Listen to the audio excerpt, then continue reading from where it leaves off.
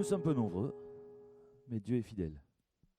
Il est là, il est présent, et nous voulons nous réjouir dans sa présence. Toujours un temps fluctuant ce dimanche entre les fêtes.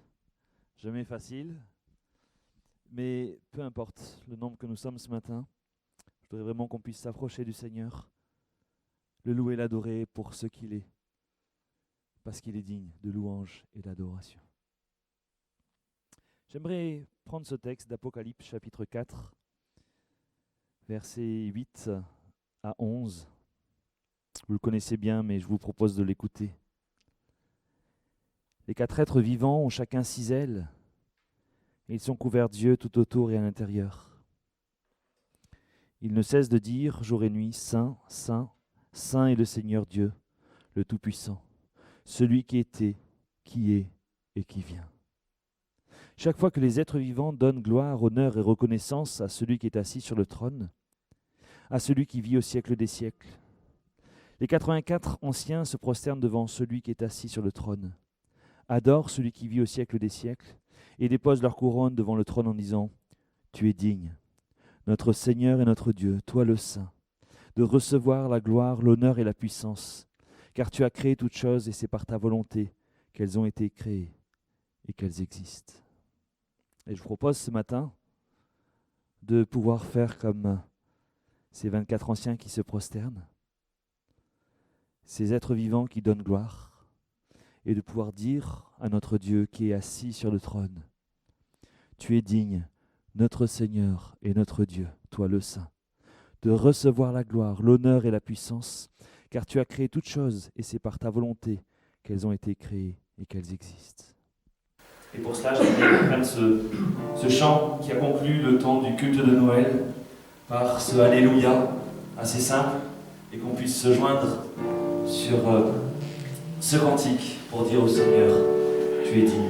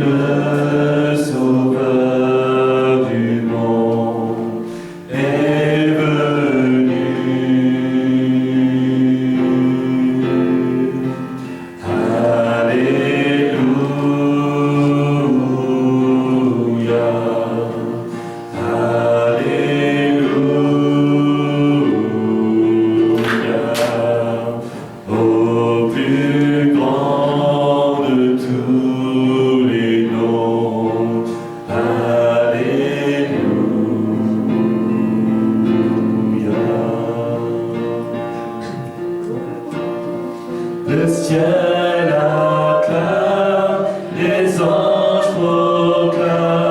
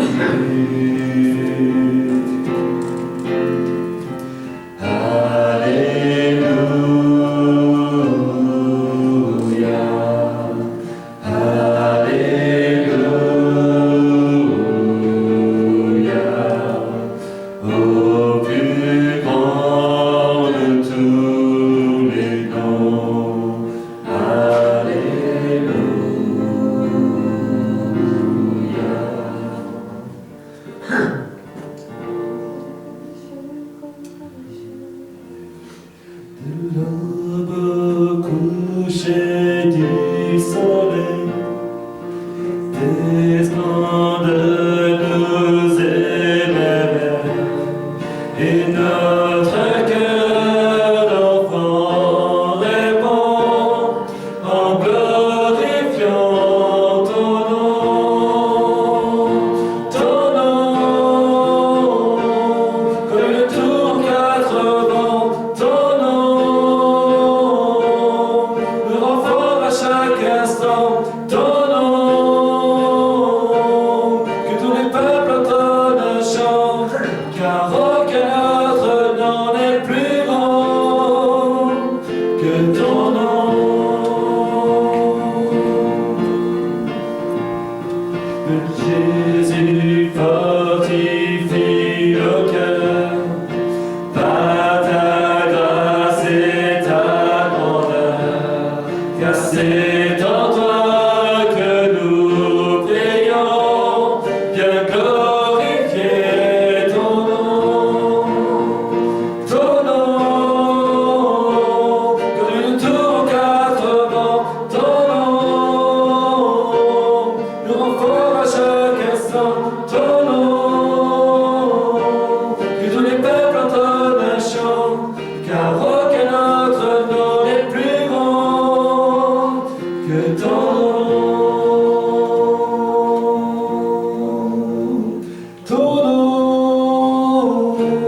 comme une tour aux quatre vents, ton nom nous rend fort à chaque instant, ton nom, que tous les peuples entonnent un chant, car aucun autre nom n'est plus grand que ton nom.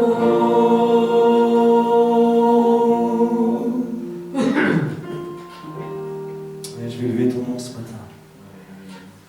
Il n'y a aucun autre nom qui est plus grand que ton nom. Il n'y a aucun autre nom qui est semblable au tien. Aussi, Seigneur, mon cœur, avec mes frères et sœurs, veut dire loué soit l'Éternel ce matin. Louange et gloire à toi. Je me joindre au cœur de ces anges. Je me joindre au cœur des anciens et des êtres vivants qui louent ton nom devant ta face continuellement. Seigneur, reçois ma louange, reçois mon adoration, reçois notre adoration ce matin, parce que tu en es digne. Alléluia, Jésus-Christ. Alléluia, Seigneur. Louons son nom. Élevons-le, il en est digne. Béni soit ton nom, Jésus. Grand Sauveur, alléluia. Allez dans le monde entier, proclamer la bonne nouvelle à toute la création. Et c'est ce que je vous invite à faire en annonçant le roi, puisque la bonne nouvelle, c'est la bonne nouvelle du royaume. Et le roi de ce royaume, c'est Christ. Alors, annonçons le roi.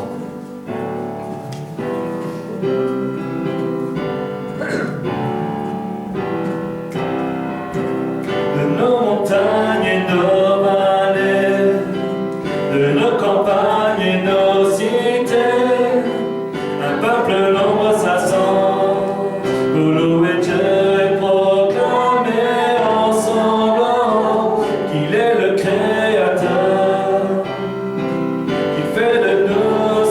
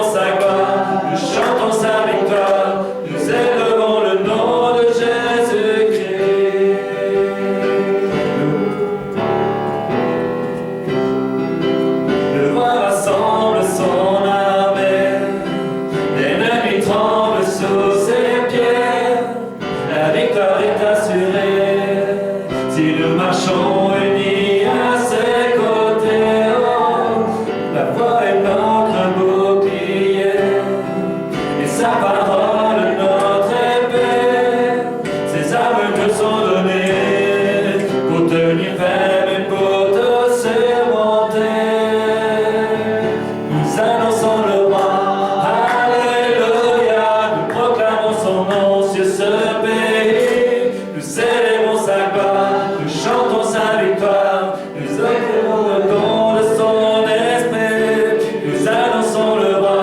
Alléluia, nous proclamons son nom sur ce pays. Nous célébrons sa gloire, nous chantons sa victoire.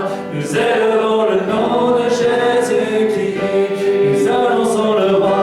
Alléluia, nous proclamons son nom sur ce pays. Nous célébrons sa gloire, nous chantons sa victoire.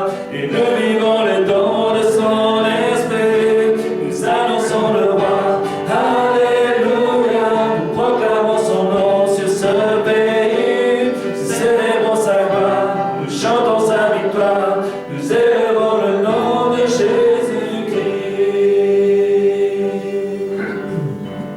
Je veux le proclamer du sommet des montagnes. Ta grâce est sans limite, ta bonté sans égal, ta tendresse m'envahit, ta bonté me poursuit, ton amour m'émerveille. Et je chante car tu es bon et je danse, car tu es bon et je crie de joie. Tu es bon pour moi.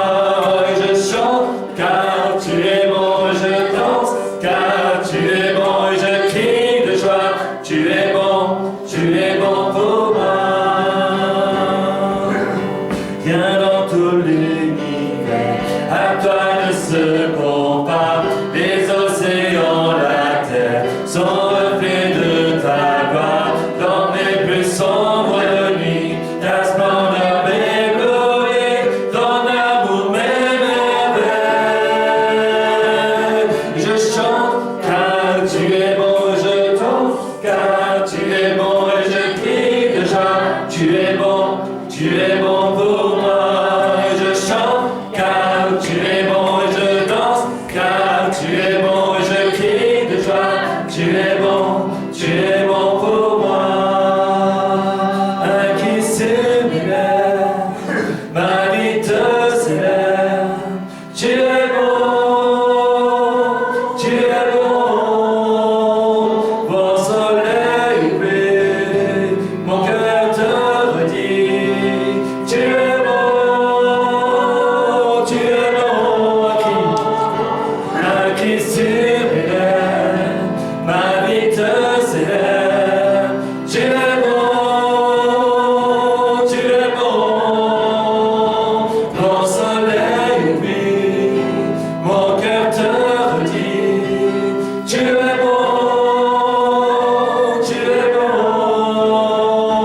bon soleil brille, mon cœur te redit. Tu es bon, je chante car tu es bon, je danse car tu es bon, je crie de joie. Tu es bon pour moi. Je chante car tu es bon et je danse car tu es bon et je crie de joie. Tu es bon pour moi.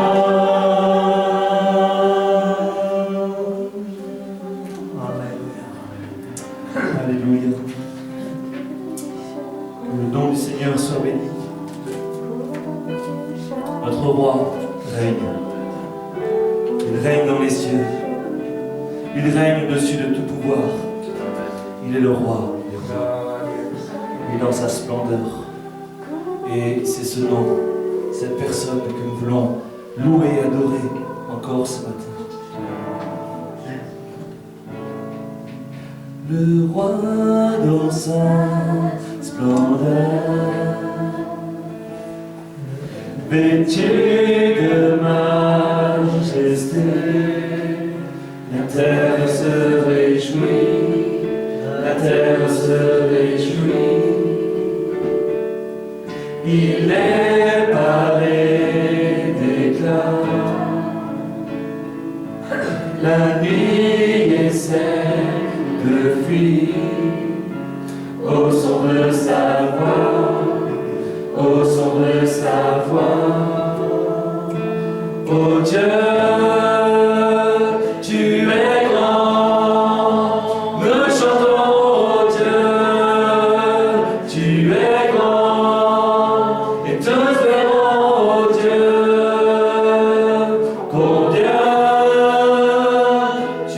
es grand,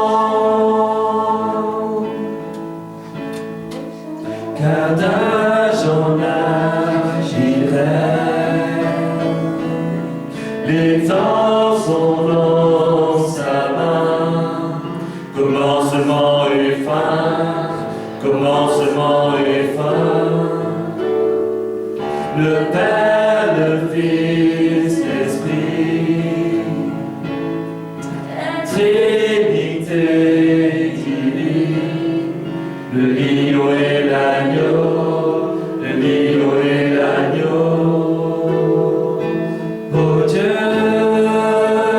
tu es grand, nous chantons, oh Dieu, tu es grand, et tous verront, oh Dieu, combien tu es grand, oh Dieu, oh Dieu, tu es grand, nous chantons, oh Dieu, tu es grand, et tous verront, oh Dieu,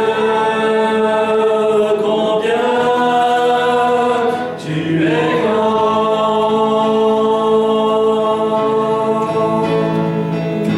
Le plus grand des noms, digne de louange. Mon cœur s'écrie, oh Dieu, tu es grand. Le plus grand des noms, digne de louange. Mon cœur s'écrie, oh Dieu, tu es grand. Oh Dieu, tu es grand. Nous chantons, oh Dieu, tu es grand. Et tous verront, oh Dieu, combien tu es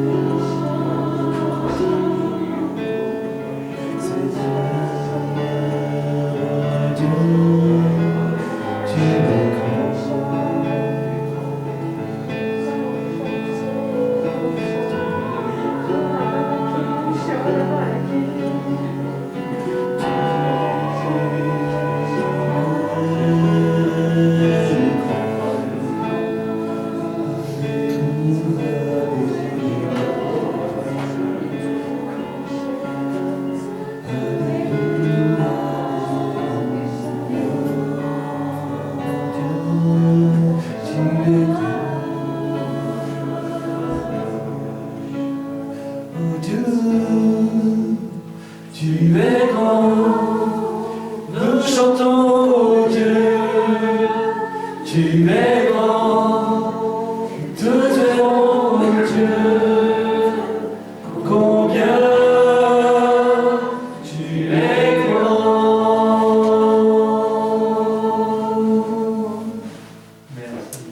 Merci.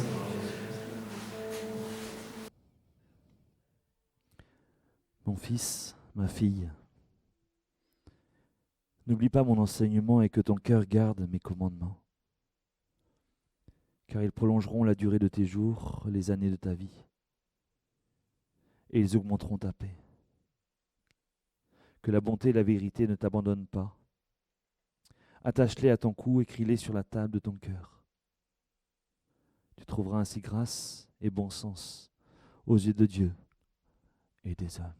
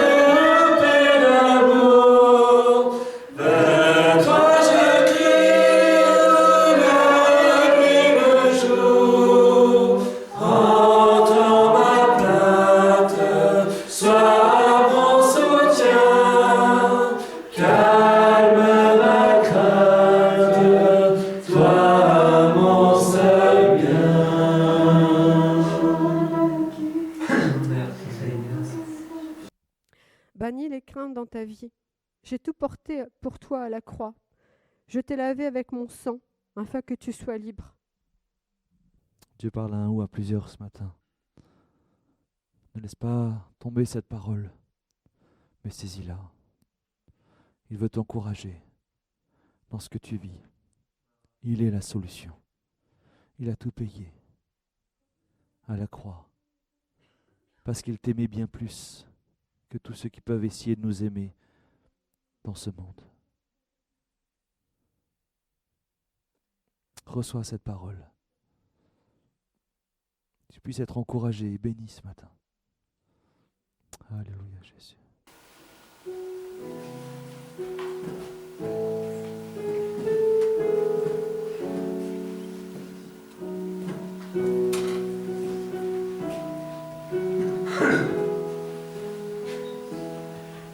Sauveur merveilleux, je possède. Il s'est sacrifié pour moi, et sa vie innocente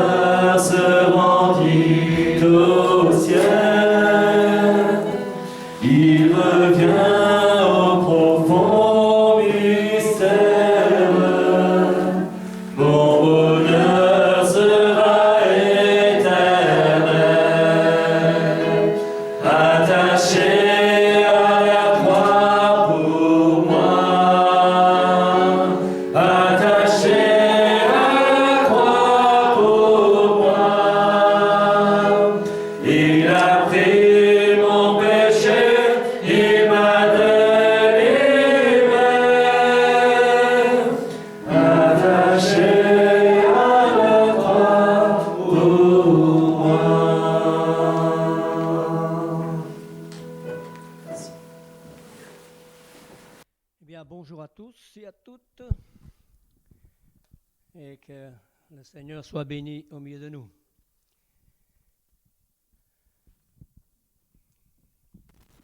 Le frère André, le responsable, ça marche? Oui.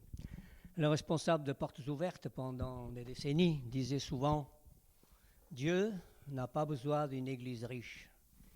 Il a besoin d'hommes et de femmes dont le cœur bat pour Jésus. » Et ça, c'est la grosse difficulté qu'on trouve souvent, c'est qu'à la lumière de la parole de Dieu, nous voyons que souvent, notre cœur bat beaucoup plus fort pour d'autres choses. Et c'est bien dommage, je le dis pour moi en premier. Mais nous bénissons le Seigneur parce que sa patience est grande pour nous. Et à cause de sa patience, il nous discipline. Il nous parle, tantôt certes d'une manière ou d'une autre, et souvent nous n'y prenons pas garde. Et ce matin, je voudrais partager courtement quelques pensées de l'Évangile avec vous. Il s'agit là des invitations du Seigneur et des menus qui nous viennent directement de lui. Alors je voudrais dire que tout ce qui vient de Dieu n'est pas négociable. Parce que c'est vrai que ce qui vient des hommes, on peut négocier. Moi, je suis né dans une famille où toute notre vie a négocié à cause de notre pauvreté, donc on ne donnait jamais le prix qu'on nous demandait pour la denrée qu'on nous vendait. Donc, tout le temps, on négociait les choses. Et ça se fait beaucoup encore aujourd'hui entre les hommes. On négocie tel et tel contrat, telle et telle chose, telle et telle voiture. On a cet esprit de négocier. Mais je voudrais dire que quand on regarde la parole de Dieu, quand on regarde l'Évangile, c'est ce que Jésus nous propose n'est pas négociable.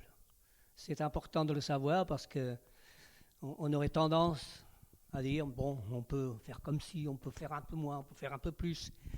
Ce que Jésus nous dit, c'est sa parole, c'est ce qu'il trouve, c'est ce qu'il trouve le meilleur pour ses enfants.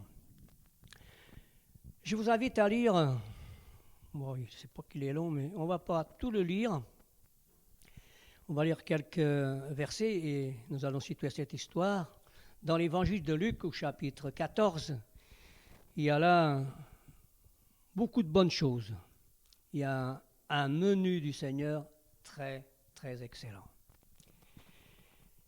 Et vous allez voir qu'on ne peut pas le négocier, ce menu. Tellement le Seigneur sait que c'est ce qui va nous fortifier, ce qui va nous faire du bien, ce qui va vraiment faire en sorte que notre cœur batte davantage pour lui. Quand on reçoit le Seigneur à la conversion, notre cœur il bat très fort pour lui. Et en tout cas, c'est ce que j'ai vécu et ce que j'ai envie de vivre. Et si on ne veille pas, cette situation que notre cœur bat pour Jésus s'atténue. Et souvent, on a entendu, nous les jeunes, de la part des plus âgés, « Ah bah, il faut que tu sois plus raisonnable. » Et est-ce qu'on a raison de dire ça? Mais nous, on a connu ça, on nous a appelé là être raisonnable, modéré. Mais c'est bien, je trouve qu'il faut être équilibré dans la vie avec le Seigneur. Mais quand il s'agit de la ferveur de l'esprit, quand il s'agit du cœur qui bat pour notre Seigneur Jésus, je crois que nous avons tort de nous appeler à la raison. Il faut vraiment que cette flamme, il faut vraiment que notre cœur, on sente qu'il bat pour lui. Avant toute chose, vous faites, c'est ça. Le Seigneur veut que nos pensées, nos préoccupations, et c'est toute une affaire ça, soient centrées sur lui. Et ça, c'est pas automatique. C'est une œuvre de Dieu dans nos cœurs lorsque on se soumet à lui. Alors, je vais lire juste les versets 15 à 25. Et puis, on va situer cette histoire pour en tirer quelque chose de bénéfique pour nos vies, pour aujourd'hui. Alors, après que Jésus fut invité par responsable par un pharisien, par un chef pharisien. Il vit beaucoup de choses parmi ce repas et puis après, il continue et il va reprendre tout ce qu'il a vu au sein des pharisiens dans ce repas et il va continuer et à son tour, il va proposer un repas et une invitation. Donc on peut dire que ce chapitre 15, il y a une invitation des hommes qui a été faite au Seigneur et c'est très honorable lorsque nous invitons Jésus dans nos maisons. Et on verra comment peut-on inviter Jésus dans nos maisons.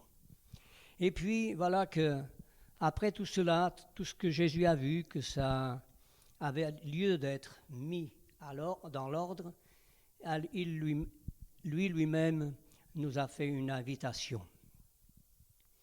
Et ça a même frappé un de ceux qui étaient à table, parce qu'il est écrit dans le verset 15, un de ceux qui étaient à table, après avoir entendu ces paroles, dit à Jésus, « Heureux celui qui prendra son repas dans le royaume de Dieu. » Jésus lui répondit, c'est là, voilà la parabole que Jésus donne en appelant les hommes à lui dire oui. Un homme donna un grand souper et il invita beaucoup de gens. À l'heure du souper, il envoyait son serviteur dire aux conviés, « Venez, tout est déjà prêt, car tout est déjà prêt. » Mais tous, unanimement, se mirent à s'excuser. Le premier lui dit, « J'ai acheté un champ et je suis obligé d'aller le voir.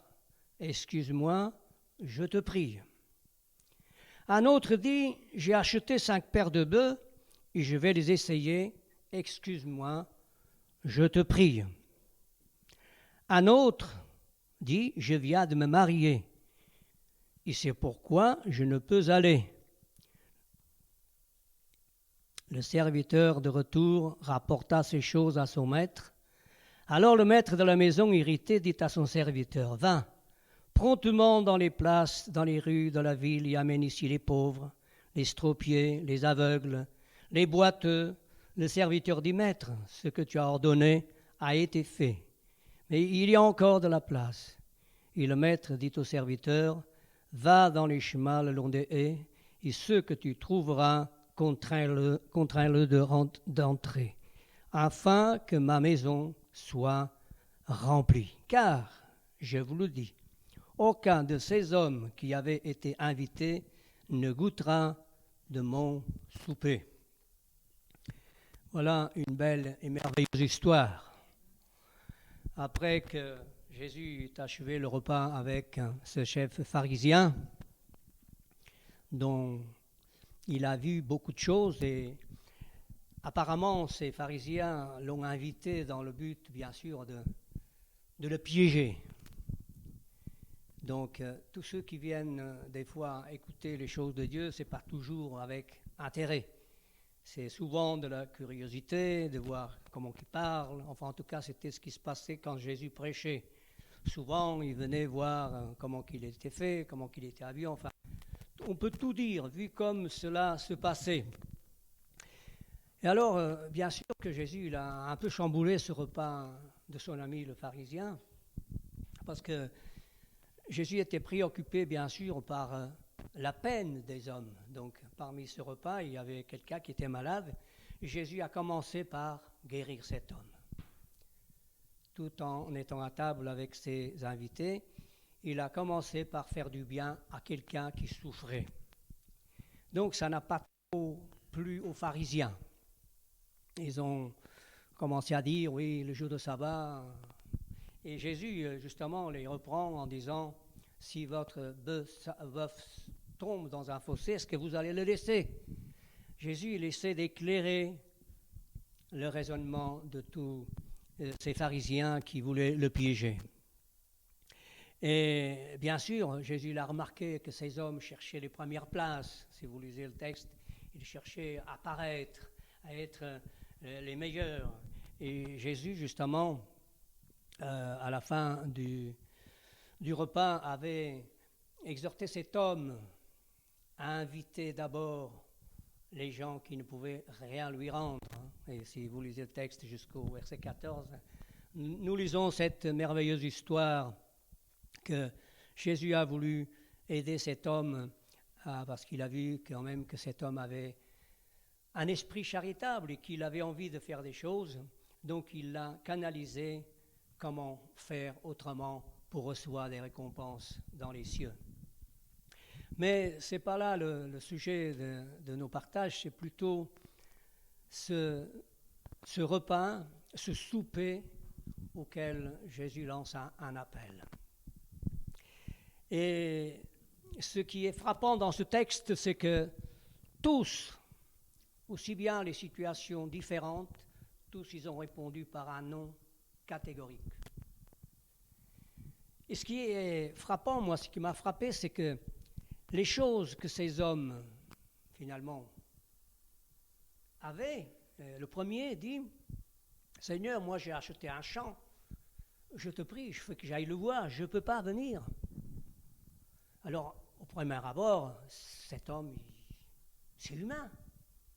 C'est humain de dire, bon, je vais d'abord voir le champ que j'ai acheté, savoir ce que je peux en faire, ce que je peux cultiver, etc., etc. Alors, il demande à Jésus de l'excuser. Apparemment, Jésus ne l'excuse pas. C'est quand même curieux que on sait que Jésus, il est pour le travail, il est pour que nous soyons sérieux dans nos occupations, que nous soyons en témoignage dans ce monde, dans nos entreprises, dans ce que nous faisons. Et alors Jésus, il n'excuse pas ce serviteur, il n'excuse pas, on va dire, ce chrétien. On peut, parce que le but de la parole de Dieu, c'est de nous parler. Et parce que c'est vrai que être chrétien, ce n'est pas forcément être disciple. Et souvent, on confond. On peut adorer le Seigneur, on peut lire sa parole, et on peut être chrétien, c'est sûr, mais être disciple, c'est encore une autre dimension qui nous est décrite ici.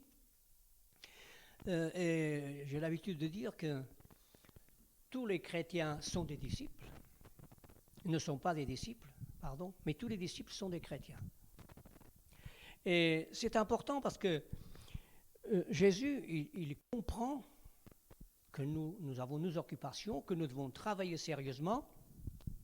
Et alors c'est curieux de voir qu'il n'a pas excusé toutes ces personnes. Tous, unanimement, ils ont dit « Excuse-moi, je te prie ».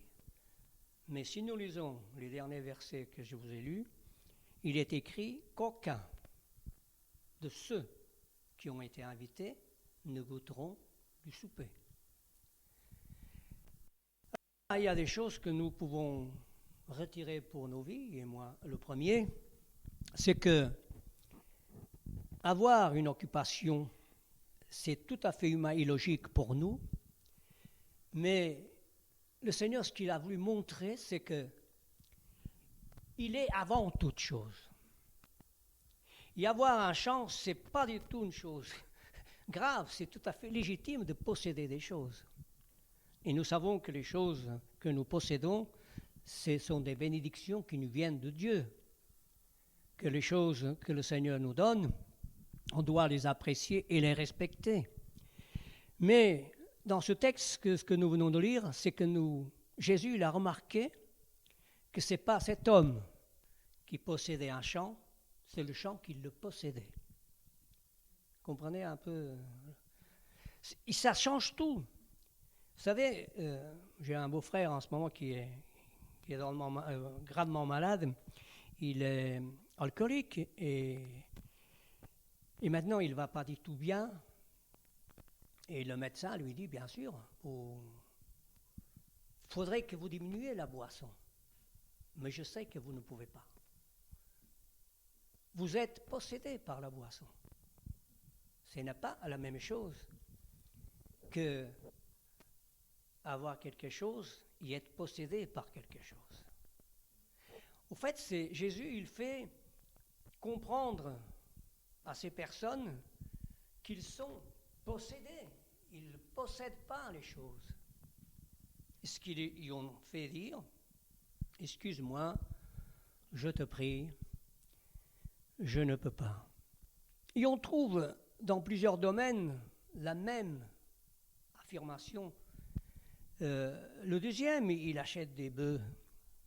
C'est logique. Et le Seigneur comprend bien quand on achète des bœufs, surtout à l'époque, c'était le gagne-pain des fermiers, des paysans. Il fallait tirer les charrues, il fallait labourer avec. C'était vraiment vital pour ces hommes qu'ils aient ces bœufs pour travailler et gagner leur vie. Et c'est curieux que là aussi, Jésus ne les excuse pas. Et là aussi, nous pourrons remarquer que c'est les bœufs qui possédaient cet homme. C'est tous des pièges. Il n'y a rien de mal dans ce que nous possédons. Il n'y a aucun problème de les posséder. Le problème, c'est quand ces choses nous possèdent. Et nous le savons tous par expérience que c'est tellement facile que les choses nous possèdent et que souvent nous avons du mal à les posséder parce que nous sommes tellement pris. Et puis voyez le mariage qui est honoré de Dieu et dont l'apôtre dit même que le mariage soit honoré de tous les hommes, qu'il soit honoré parmi. Même, il y a un jeune, il s'est marié et puis il dit au Seigneur, tu m'excuses mais je viens de me marier. D'ailleurs, il a dit quand même, il ne voit pas que je viens de me marier. Ah si, le Seigneur sait qu'il vient de se marier. Mais moi, quand je me suis marié, je suis venu avec ma femme au Seigneur. Et il aurait pu faire autant, si on est logique. Ben non, tout de suite, c'est le mariage qui prenait, mais c'est très bien. Il faut surtout pas penser le contraire. Hein. Vous savez, un jour, j'ai demandé un témoignage quand Jésus dit qu'il nous faut haïr notre mère, notre père, nos frères, nos sœurs, notre femme. Il y en a qui ont crié Alléluia parce qu'ils ne pouvaient pas voir leur femme. Ils étaient avec des problèmes, donc du coup, il dit Alléluia, je suis un chrétien, je hais ma femme. Et on peut tout interpréter un petit peu légèrement, mais au fait, si nous regardons dans l'Écriture, il est écrit « Marie, aimez vos femmes ». Et vice-versa. Honorez vos parents. Donc, au sens littéral, ce n'est pas une haine, c'est de mettre Jésus avant tout. C'est ça qui est important. C'est que rien ne vienne faire obstruction entre nous et le Seigneur. Et toute la difficulté à devenir disciple, elle se trouve justement dans ces choses qui veulent nous posséder, même quelquefois, sans que nous nous apercevions. Jésus, s'il dit ces choses, c'est justement pour que nous puissions voir à la lumière de sa parole, qu'est-ce qui nous empêche de dire oui au Seigneur. Parce que c'est important. Vous savez, moi, en tout cas, je ne sais pas vous, mais moi, dire non au Seigneur et aux autres, c'est une chose facile. Alors, dire non à moi, mais je dis, mais comment se fait-il que je peux dire non facilement quand le Seigneur, des fois, et souvent, nous dit des choses et que, inconsciemment, ou quelquefois consciemment, on dit non. À nos proches, c'est pareil, à nos frères, à nos sœurs, on a cette facilité de dire non. Je ne sais pas si c'est votre cas, si ça ne l'est pas, tant mieux. Parce que vraiment, c'est un poison dans une vie. Mais alors, dire non, à notre personne, c'est tellement compliqué et difficile. En tout cas, moi, je trouve que c'est difficile. Et pourtant, c'est ça, le renoncement à soi. C'est de nous dire non quand il faut dire non. Et ce texte de l'évangile de Luc nous amène à considérer que Jésus doit être le premier dans nos vies. En toute chose et partout. Lorsque nous sentons que nous commençons à être possédés par quelque chose, que la chose, la situation sociale soit-elle, prend toutes nos pensées, toute notre préoccupation, toutes nos forces, ça commence à nous poser question. Il faut qu'on se pose la question. Et alors là, le Seigneur va agir dans nos cœurs pour être toujours en premier. Vous savez, c'est pourquoi Jésus, vous voyez, ces personnes-là n'ont même pas demandé le menu au Seigneur, puisque après tout, c'était un souper. Ils auraient pu au moins dire, oh, écoute, ça coûte combien, c'est quoi ce repas? Ils auraient pu au moins dialoguer. Non, d'office, ils ont dit non, excuse-nous, on ne peut pas, on ne va pas. Donc, vous voyez, il n'y a même pas eu de dialogue avec le Seigneur. Et je crois que c'est ça qui fait que Jésus n'accepte pas ces excuses qui ne sont pas des excuses véritables. En fait, ce sont plutôt des obstacles qui ont fait que, au lieu de venir au festin, de venir au souper, ils se sont privés de ce menu qui pouvait vraiment leur donner une vie nouvelle. Et frères et sœurs, je vais être court parce que ce que je voudrais pour moi, c'est que mon cœur batte davantage pour le Seigneur. C'est qu'il soit davantage toujours avant toute chose dans ma vie. C'est en tout cas ce que je souhaite, ce que je désire, c'est que le Seigneur soit le premier. Il soit au centre de mes préoccupations, de mes pensées, de tout ce qui peut envahir ma vie, et afin que je sois toujours disponible pour le servir. En tout cas, c'est la leçon première de cette histoire dans l'évangile que nous venons de lire. Et si Jésus, il a apprécié ce pharisien de son invitation, attention, c'est quand même bien d'inviter Jésus chez soi. C'est primordial. Et cet homme l'a fait, peut-être avec des mauvais mobiles au départ. Mais la preuve, c'est que Jésus s'est intéressé à lui, c'est que Jésus va le canaliser comment faire. Il va le reprendre dans sa douceur, dans son amour. Il va lui montrer, voilà, la prochaine fois, quand tu t'inviteras, tu feras comme ça, comme ça, comme ça. Et apparemment, ça a été pour lui bénéfique d'avoir invité Jésus dans sa vie. Alors, bien sûr, nous avons tous, et j'en suis réjoui que nous avons tous invité Jésus dans nos vies. Nous les avons tous invités dans nos maisons. Et c'est une très bonne chose. Maintenant, ce qu'il faut que ça continue à permettre au Seigneur d'être le premier. Que rien dans nos vies vienne entraver notre oui, oui Seigneur. Oui, tu es mon seul bien, tu es mon bien suprême.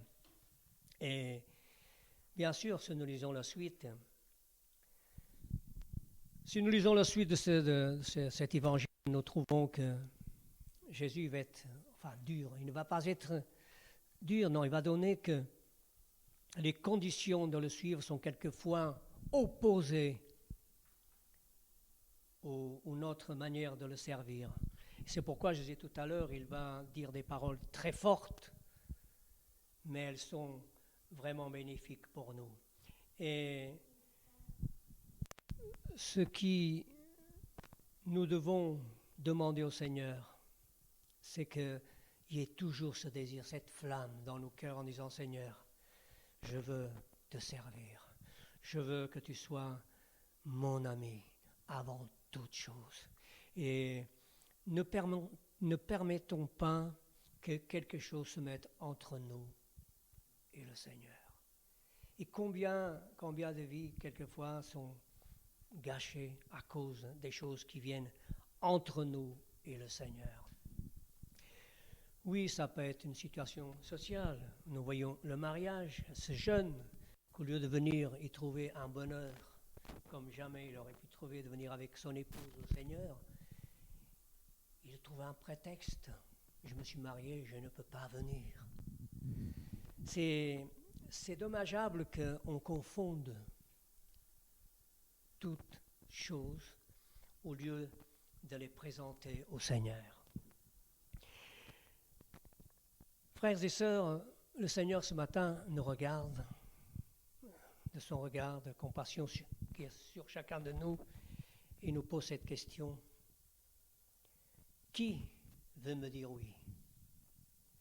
Qui veut venir à mon souper? Qui veut répondre à mon invitation? Vous vous rendez compte que des hommes ont dit non au Seigneur, ont dit non à un souper du Seigneur. Mais les hommes, ils sont comme ça, et nous sommes pareils. Combien de fois nous nous privons les choses des meilleures, celles qui nous viennent d'en haut, du Père des Lumières, parce que nous croyons qu'ailleurs c'est meilleur, parce que nous croyons que ce que le monde nous offre, c'est meilleur. Et ça, c'est le piège que l'ennemi tend aux chrétiens, tend à nos vies, et tend quelquefois à l'Église, de croire qu'ailleurs c'est meilleur, que le pâturage qu'on nous offre un peu partout c'est meilleur. Alors Jésus continue de nous appeler à venir dans ces pâturages et qu'il sera toujours le même et bon berger. Frères et sœurs, que le Seigneur nous donne vraiment d'écouter avec une oreille de disciple. Parce que vous savez, si on peut, tous ces hommes, ils ont écouté le Seigneur. Ils ont entendu ce que Jésus a dit. Mais ça ne leur a pas fait plus que ça. Ça n'a pas fait tic dans leur cœur. Alors ils se sont privés du meilleur. Ils se sont privés de la paix qui surpasse toute intelligence et qui rassure nos cœurs en Jésus-Christ. Combien des hommes refusent le meilleur, et tout ça par illusion, par des fausses excuses. Alors l'Évangile sert à éclairer nos consciences, nos cœurs, nos vies. Jésus est la lumière du monde. Et celui qui marche en lui ne marche point dans les ténèbres. Ce matin, le Seigneur veut parler à nos cœurs en nous posant la question, je t'invite, veux-tu venir? Quelle est notre réponse? Je vais continuer comme avant. Je veux rester comme je suis. C'est un choix, effectivement. On ne peut pas obliger qui que ce soit, et jamais Jésus a obligé qui que ce soit à le suivre. Jamais Jésus, il n'a pas couru après ces hommes. Il n'a pas crié plus fort pour qu'ils viennent. C'était leur choix. Nous avons toujours le choix, toujours de servir le Seigneur. Là, d'ailleurs, la Bible dit, par la bouche des prophètes, qui vous voulez servir? Eh bien, nous voulons répondre, nous voulons servir le Seigneur. Nous et nos maisons, nous voulons servir le Seigneur. Frères et sœurs, ce matin, vraiment que le Seigneur nous aide à avoir une oreille attentive, une oreille de disciple, une oreille qui discerne le meilleur qui est dans le Seigneur, qui est en Jésus-Christ. Et nous verrons que nous allons progresser avec lui. Je déplore souvent que, comme je disais tout à l'heure, que notre flamme devienne quelquefois une bougie. Un coup il lève, un coup il baisse, un coup il lève, un coup il baisse. Et tout cela, pourquoi? Parce que nous empêchons, par tout un tas de choses qui nous sont légitimes, par tout un tas de possessions qui nous sont légitimes, mais qui nous empêchent de recevoir la flamme de l'Esprit de Dieu. Alors, nous voulons dire oui, Seigneur, je veux participer à ce souper. Je veux être assis avec toi. Je veux être assis avec tes invités. Et nous voyons que le Seigneur a envoyé ses serviteurs inviter d'autres personnes. Il n'est pas à court d'idées, il n'est pas à court de plans, il n'est pas à court d'appels. Ben, vous ne voulez pas, il y en a d'autres. Et c'est comme ça que le Seigneur agit. Il a envoyé chercher les plus misérables, les pauvres, les stropiés, les aveugles, les boiteux. Et là, il a même dit à ses serviteurs, contraignez-les de rentrer. Insistez pour qu'ils viennent, tellement l'ambition de Dieu, l'ambition du Seigneur Jésus est grande pour ses enfants. Il insiste, c'est sûr, et si nous pouvions compter toutes les fois où il a usé de patience dans notre marche avec lui, nous serions confondus de voir à tant et tant de fois qu'il est venu nous dire, allez, encore un peu, allez, vas-y, lève-toi, marche, continue, ça vaut la peine. Et puis le lendemain, nous disons, Seigneur, merci. Merci de m'avoir bousculé un peu. Merci de m'avoir poussé un peu de l'avant. Et nous sommes toujours reconnaissants, même quand nous traversons des situations difficiles, nous sommes toujours reconnaissants, Seigneur, de nous avoir poussés, soutenus, encouragés à aller de l'avant. Avec Arminda, nous avions fêté le 17 décembre, il y a quelques jours, nos 43 années de mariage. Et nous disions, mais c'est dingue, on dirait qu'on a fait un bond et que ces 43 ans ont passé. Ça a passé tellement vite. Et pourtant, Dieu seul que nous avons eu beaucoup de souffrances dans nos familles, dans nos amis. Nous avons traversé beaucoup de choses qui nous ont quelquefois coupé la route, qui nous ont quelquefois arrêtés. Mais nous disions, mais Dieu a été là. Le Seigneur a été là pour nous pousser. Il a été là pour nous prendre par la main lorsque nous étions désemparés dans la souffrance.